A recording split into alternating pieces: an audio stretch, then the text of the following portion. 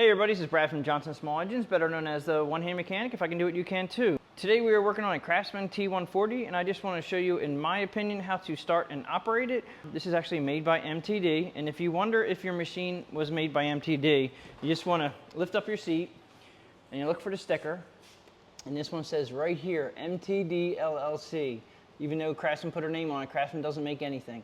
So this model number here, starting with the 13AL, that's what you would use if you're going to look up parts online. This has the very old style 2-speed transmission. It's been around since the 1980s, I think, even maybe earlier than that. But I do remember this back in the day. It's not a hydrostatic transmission. It is a 2-speed. You have one forward gear and one reverse gear. And I'm going to show you that in a minute. The first thing you want to do when you get a machine is you want to check the engine oil. So you're just going to lift up the hood. This is a 18.5 horsepower Briggs & Stratton single cylinder engine. Your oil dipstick is right here. You're just going to turn it a quarter turn, pull it out. This was fully serviced, so it's going to be very hard to see, but you have two little dots right here, and there's a bar graph in between it. Just make sure that the oil level is between those two dots. Now, this is very clean, and it's right on the top of the dot right there, and that's exactly where it should be. You have your gas tank here. Straight unleaded is what they're recommending. Right here is your brake, and I'm going to get on the machine and show you. When you put your emergency brake on, you're just going to push the pedal all the way down. This little yellow lever here is your emergency brake. Push this down, let go of the pedal, and now we're locked in the brake position. That's usually where I like to put it when you start the machine up. And as far as starting the machine goes, you have a throttle here. When you take it up from slow to rapid, you'll feel a little indent. That puts you up to the fast speed. This is where you should have it when you're cutting. And then all the way up is choke.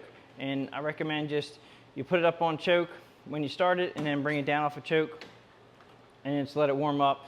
But when you want to run and cut the grass, you just want to make sure it's up in the fast position. That cools the engine the best and also gives you the most power out of the machine. Over here we have your forward and reverse, and it, like I said, is a 2-speed transmission. When you do put it into forward and reverse, you can tell right here it doesn't want to go anymore, and don't jam it in there, okay? Just leave it like that. Put a little firm, a little pressure on it, and then we're gonna come around to this side. This is your variator pedal. This actually helps, it'll help it, if you give it a little bit of tension, it'll actually help the forward gear go into forward gear, and we'll have to do that when it's running, because it doesn't have any synchronizers in the transmission, so you gotta kind of help it along a little bit sometimes. You don't wanna jam that gear in forward and reverse. While we're over here, this is your forward and reverse pedal, and it varies. The harder you push it, the faster you go, in forward and in reverse. Right here we have the handle for the up and down on your mower deck. This basically just gives you your height.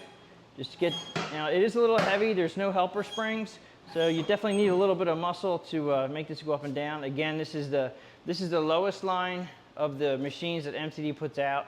And it's been around, the design's been around forever, but just saying, there's no helper spring on this. This is your blade engagement PTO clutch. I have seen that as these get older, and these tend to move a little bit more and get loose, sometimes people say they can't start their machines, and this will be sticking out a little bit. There's a safety switch in here. You have to make sure that this is all the way back or your engine won't run. Just keep that in mind.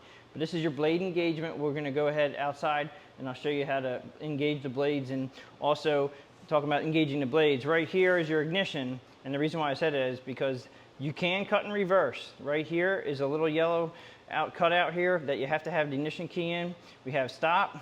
This is a reverse lockout. This is when the key is on, that just means the engine's running, and then your crank.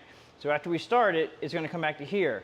Now you can go forward all you want all day long with the blade engaged, but if you want to cut and reverse, you're going to turn the key back to this notch. You're going to push this button in. The red light comes on, and then you can cut and reverse, and I will show you that out there. As far as the battery location, it is under the seat. This is your battery here. They do give you a very generic battery. Now, I think this has already been replaced. I think this year, you can tell your date of manufacturer right here. This was made in 2021, and I'm pretty sure that this is the second battery, because Duralast is not the battery they put in these machines. But when you do get the battery from the factory, they're very generic batteries, which means they may not last very long. And definitely highly recommend going to a 280 or 285 to 300 cold cranking amp battery when you purchase a new one. And also, this is supposed to have a little hold down here. I'm not sure why this is missing. I do have a video on how to get the battery out. Those little hold downs are a little tricky to get out, but there should be something between here, so I'm not sure where that went. The seat here, you cannot adjust it without taking out this screw.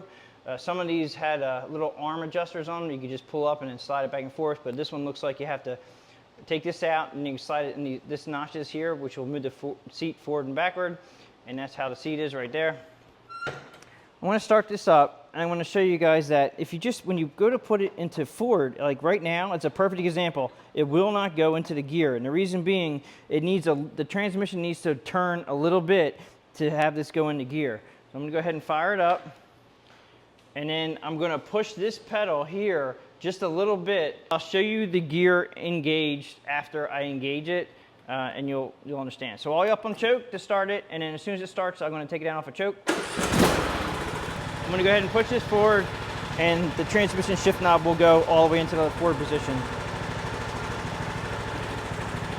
Make sure you take your brake off. Okay, now I'm going to show it to you right here.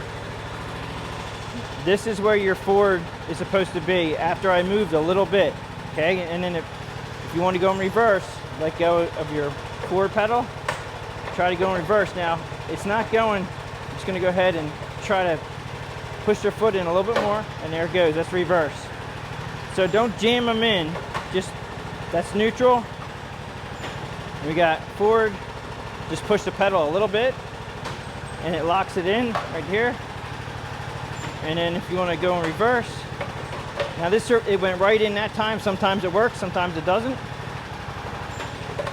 And then when you want to, if you want to get off the machine, push your brake in, put the emergency brake on, and then you can get off your machine. As long as the blade engagement is not in, as long as your blade engagement is off, you can actually run the tractor, get off of it, get back on, and when you want to go, put the emergency brake up, put it into forward, hit that forward pedal, and away you go. Lift up, reverse. Now it's going in pretty good right there, so. All right. So now I'm going to go ahead and take you guys outside, and we're going to show you how to cut in reverse. Okay, so I'm going to go ahead and start this up, and what I'm going to do is I'm going to fire up the blades, and we're going to show you that when I go forward, it's going to cut just fine. As soon as I try to go in reverse, it's going to shut down, and then that's when we get to this right here, which I'll show you. So go ahead and fire it up. Now I'm going to leave it on like a half speed. I'm going to go ahead and engage the mower deck. I'm going to go ahead and put it in forward gear. Don't try to force the gear. Just put it in forward and then hit the forward pedal. Now it'll be just fine. Now when we go ahead and put it in reverse, it shuts down. It'll shut down as soon as you put it in reverse. So what you want to do is right here, before you put it in reverse, turn the key back one notch, and that'll be in your safe zone here. And then you have to push in the orange button. You see the yellow button come on. Now we can go ahead and put it in reverse, and then hit the pedal slightly, and then go. Now we can cut. Now we're cutting in reverse. Okay. So now you can try to keep it on like this, and I'm cutting it forward right now. And you can try to keep it on, cut reverse, and it's working just fine.